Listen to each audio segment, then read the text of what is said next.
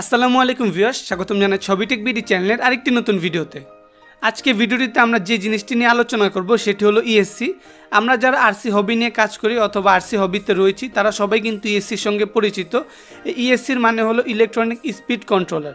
তো ইএসসিগুলো আমরা drone, plane থেকে শুরু করে যে কোনো আরসি ডিভাইসে কিন্তু ব্যবহার করে থাকি।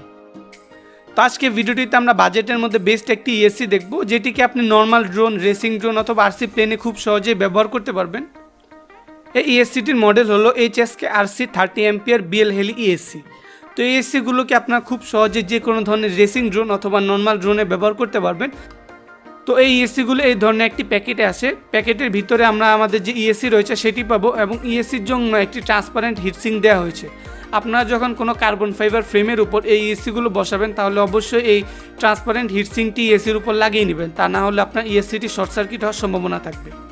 আমরা যখন হলুদ রঙের অথবা লাল রঙের নন ব্র্যান্ডের বড় সাইজের ইএসসিগুলো ব্যবহার করি, দেখা যায় দীর্ঘক্ষণ ধরে যদি আমরা আমাদের ড্রোনে সেই ইএসসিগুলোকে ব্যবহার করি সেক্ষেত্রে আমাদের ইএসসিগুলো খুব দ্রুতই গরম হয়ে যায় এবং সেগুলো নষ্ট হওয়ার সম্ভাবনা থাকে। তো সেক্ষেত্রে আপনারা যদি এই ইএসসিগুলো ব্যবহার করেন তাহলে এগুলো খুব সহজে আর গরম হবে না এবং দীর্ঘক্ষণ যাবত আপনাদের ড্রোন এই ইএসসির দ্বারা চালাতে পারবেন। তো আপনাদের মধ্য থেকে অনেকে কিন্তু রেসিং ড্রোনের জন্য 4-in-1 ইএসসি ব্যবহার করেন। তো 4-in-1 ইএসসির ক্ষেত্রে অনেকগুলো সুবিধা রয়েছে, এর মধ্যে থেকে একটি অসুবিধা রয়েছে, সেটি হলো যদি আমাদের একটি ইএসসি নষ্ট হয়ে যায় তাহলে আমাদের পুরো 4টি ইএসসি কিন্তু ব্যবহারের অযোগ্য হয়ে পড়ে। সেক্ষেত্রে যদি আপনি এই ধরনের ইএসসিগুলো ব্যবহার করেন সেক্ষেত্রে আপনার কোনো ইএসসি নষ্ট হলে কিন্তু আপনি খুব সহজে সেই ইএসসিটিকে রিপ্লেস করতে পারবেন। ইএসসিগুলোর একটা অসুবিধা হলো এগুলোতে কিন্তু কোনো বিএসসি নেই, মানে এগুলো থেকে আপনাদের ফ্লাইট কন্ট্রোলারে 5 ভোল্টের পাওয়ার দিতে পারবেন না।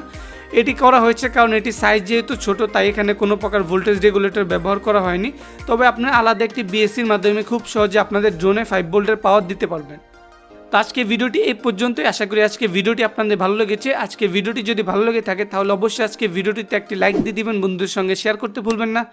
আর এই ধরনের নিত্য নতুন ভিডিও সবার আগে পেতে এখন আমাদের চ্যানেলটিকে সাবস্ক্রাইব করে পাশে থাকা বেল আইকনটিকে ক্লিক করে দিবেন।